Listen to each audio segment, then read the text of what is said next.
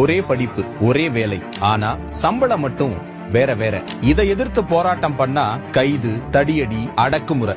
இதுதான் விடியல் ஆட்சின்னு விளம்பரம் பண்ணிக்கிற ஆளும் திமுகவோட லட்சணம். தமிழ்நாடு முழுக்க அரசு பள்ளிகள்ல வேலை பார்க்கிற 20,000க்கும் அதிகமான இடைநிலை ஆசிரியர்களோட வாழ்வாதாரத்தை தான் கேள்விக்குறியாக்கி இருக்கு மக்கள் விரோத திமுக அரசு. தமிழ்நாட்டுல மொத்தமா 35,000க்கும் அதிகமான இடைநிலை ஆசிரியர்கள் இருக்காங்க. 2009ஆம் ஆண்டு மே 31ஆம் தேதிக்கு முன்னாடி நியமிக்கப்பட்ட இடைநிலை ஆசிரியர்களுக்கு ஒரு சம்பளம், ஒரே ஒரு நாள் பின்னாடி ஜூன் 1ஆம் தேதி நியமிக்கப்பட்ட இடைநிலை ஆசிரியர்களுக்கு ஒரு சம்பளம்னு கொடுக்குது. ஒரே விதமான படிப்பு, வேலை இருந்தும் சம்பளத்துல பெரிய வித்தியாசம் இருக்கு. 16 வருஷத்துக்கு முன்னாடி 3,170 ரூபாயில ஆரம்பிச்ச இந்த வித்தியாசம் இப்ப 16,000 ரூபாவை தாண்டி போயிட்டு இருக்கு. இந்த அநீதிக்கு எதிராக இடைநிலை ஆசிரியர்களும் 16 வருஷமா போராடிட்டு தான் இருக்காங்க. திமுக கூட தேர்தல் அறிக்கையில கூட ஆசிரியர்களோட ஊதிய முரண்பாடு சரி செய்யப்படும்னு வாக்குறுதி எல்லாம் கொடுத்துச்சு. எதிர்கட்சியா இருந்தப்ப ஆசிரியர்களோட போராட்டத்துக்கு நேர்ல போய் ஆதரவு கொடுத்த திமுக தலைவர் ஸ்டாலின் ஆட்சிக்கு வந்ததுல இருந்து இத பத்தி மூச்சு கூட விடல. திமுக ஆட்சிக்கு வந்ததுல இருந்து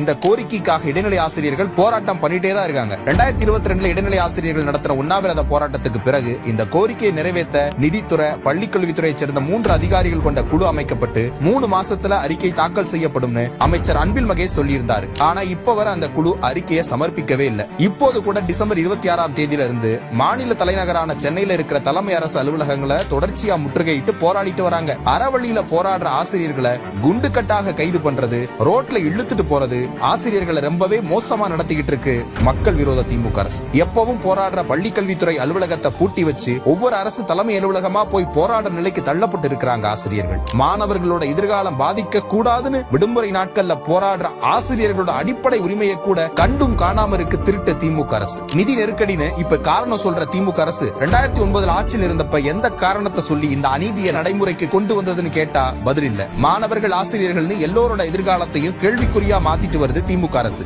இந்த சுயலாப விளம்பர மாடல் அரசிற்கு மக்களே விரைவில் முடிவுரை எழுதுவார்கள்.